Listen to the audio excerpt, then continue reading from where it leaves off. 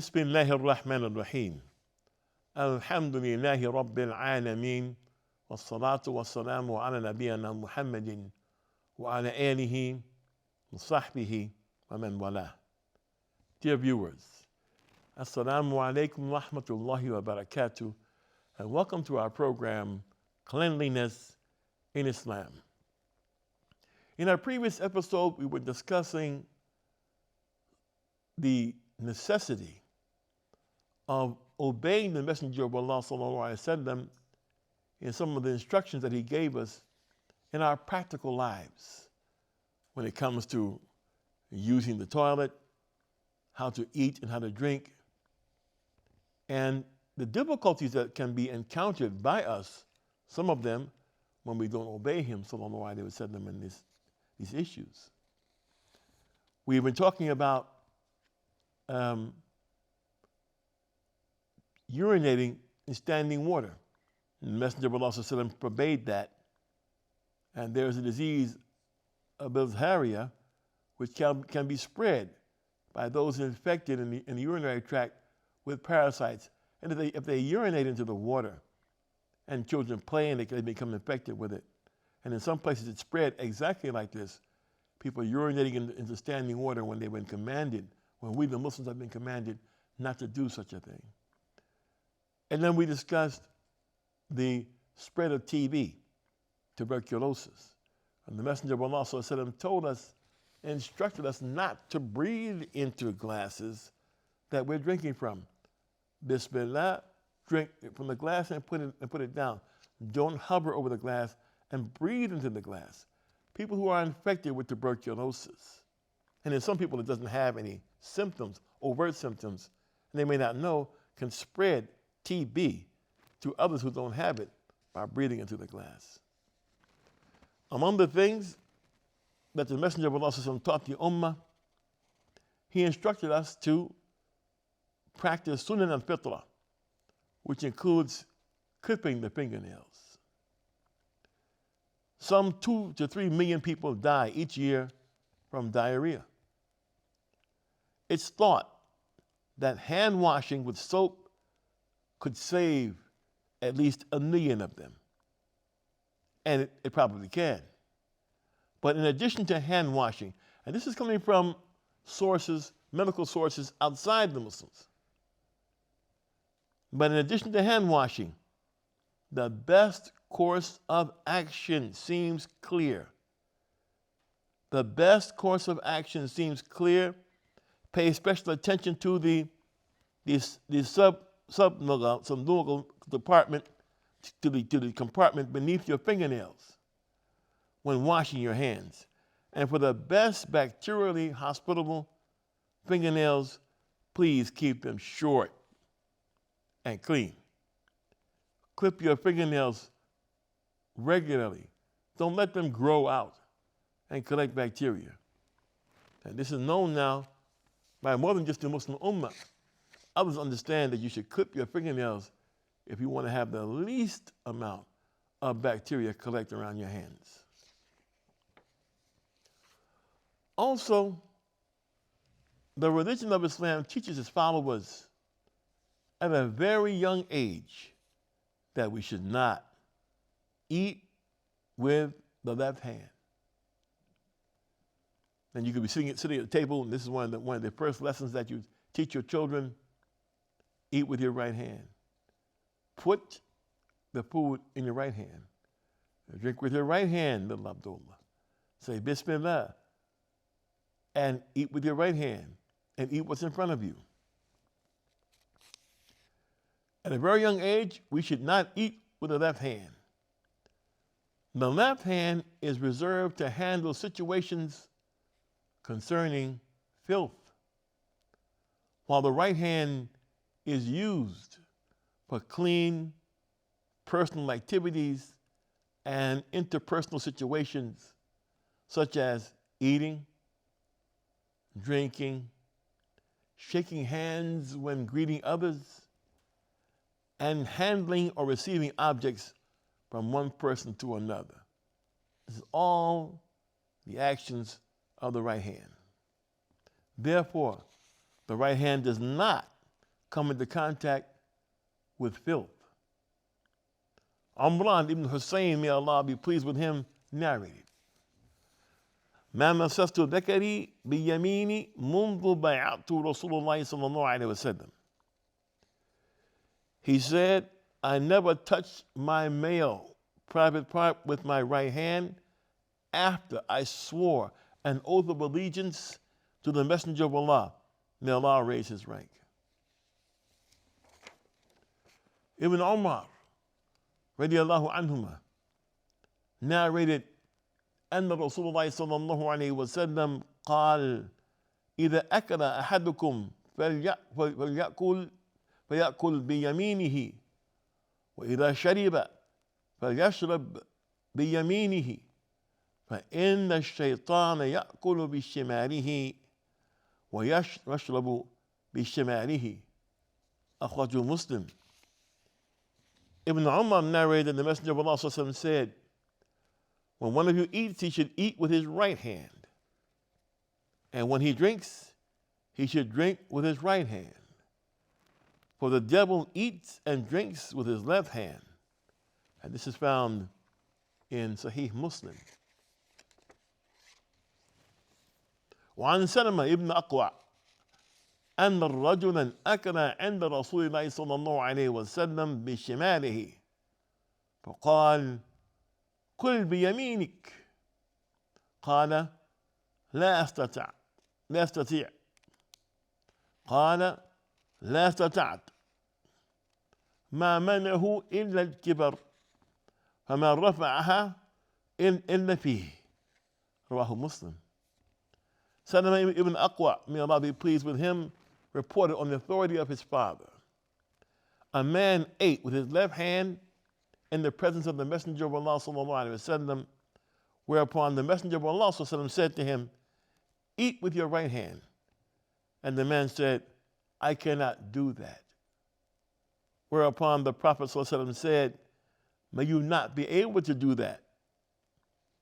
It was vanity that prevented him from doing it. And he could not raise his right hand up to his mouth afterwards. The noble scholar, Abdul Aziz Ibn Baz, may Allah have mercy upon him, explains this hadith in the following way. هذا حديث وما جاء في معناه يدل على وجوب العناية بالسنة سنة الرسول صلى الله عليه وسلم والعمل بها والحذر من مخالفاتها. إن الله جل وعلا أنزل القرآن وأنزل السنة وأمر بطاعة الله ورسوله، فالواجب طاعة الرسول كما تجب طاعة الله عز وجل. This hadith and other narrations that have a similar meaning specify the obligation to care about the sunnah of the Messenger of Allah sallallahu alaihi wasallam. May Allah raise his rank, and to apply it in our lives. It is also a warning that we Muslims should not oppose it. This is because Allah sent down the Quran, and he also sent down the sunnah of Muhammad sallallahu alaihi wasallam. And Allah commanded that he and his messenger be obeyed.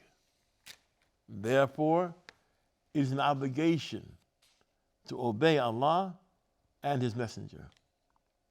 About this order, about this command to obey Allah and his messenger, Allah says, وَمَا آتَاكُمُ الرَّسُولُ فَأْخُذُوهُ وَمَا نَهَاكُمْ عَنْهُ فَانْتَهُوا. And whatsoever the Messenger Muhammad sallallahu alaihi wasallam gives you, take it. And whatsoever he forbids you, abstain from it, stay away from it. And Allah says, and that's Surah Al-Hashr, the 59th surah, 7th verse. And Allah also says, فَلْيَحْذَرِ الَّذِينَ يُخَالِفُونَ عَنْ أَمْرِهِ أن يصيبهم فتنة أو يصيبهم عذاب أليم.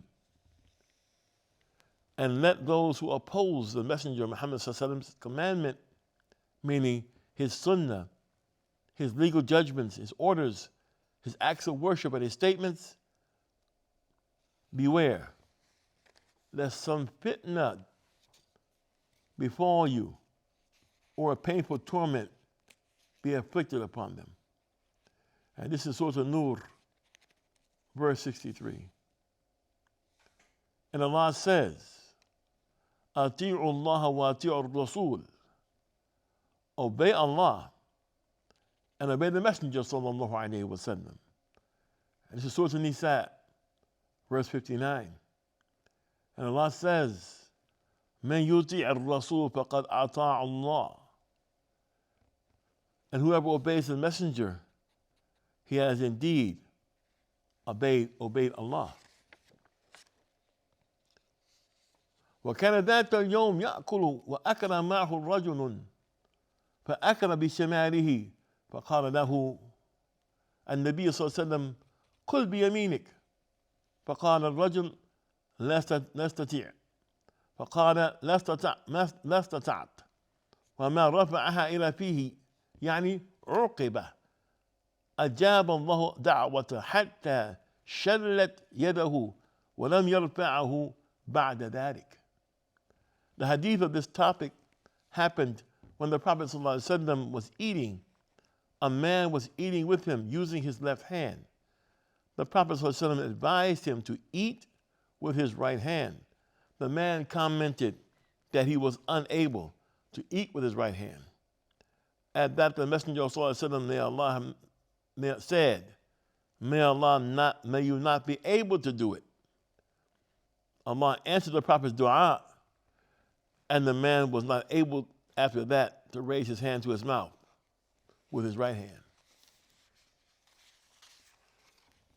وما منعه إلا الكبر يعني عوقب لأنه أكل بشماله تكبرا ولم يطيع النبي صلى الله عليه وسلم.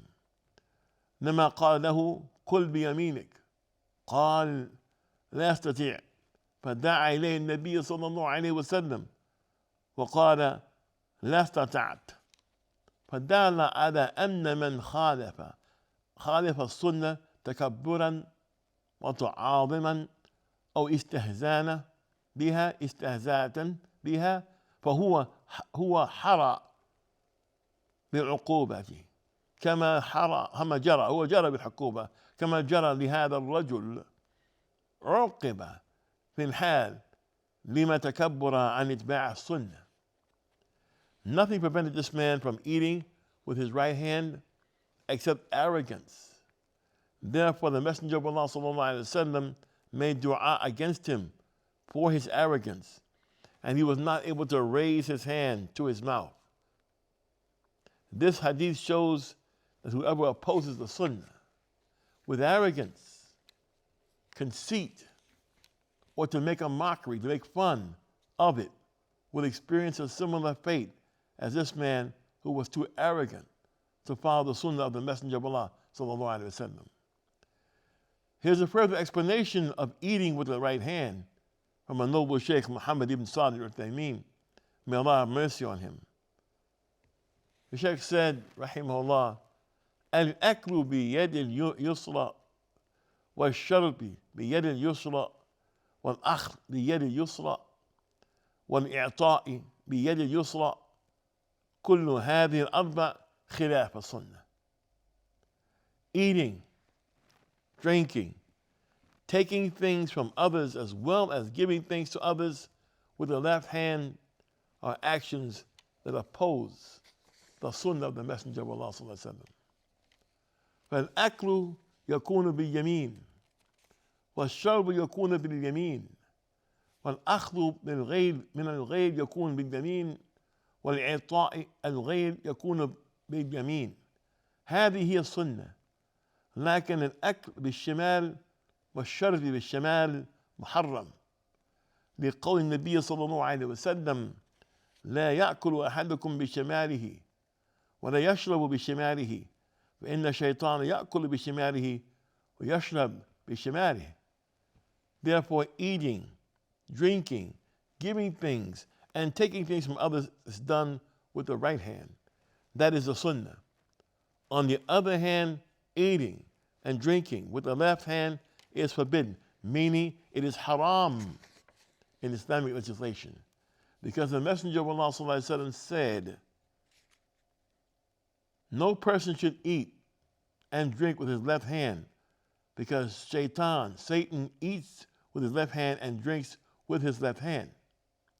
فنهى النبي صلى الله عليه وسلم عن أكل بالشمال والشرب بالشمال وعلل هذا النهي بأنه من فعل الشيطان.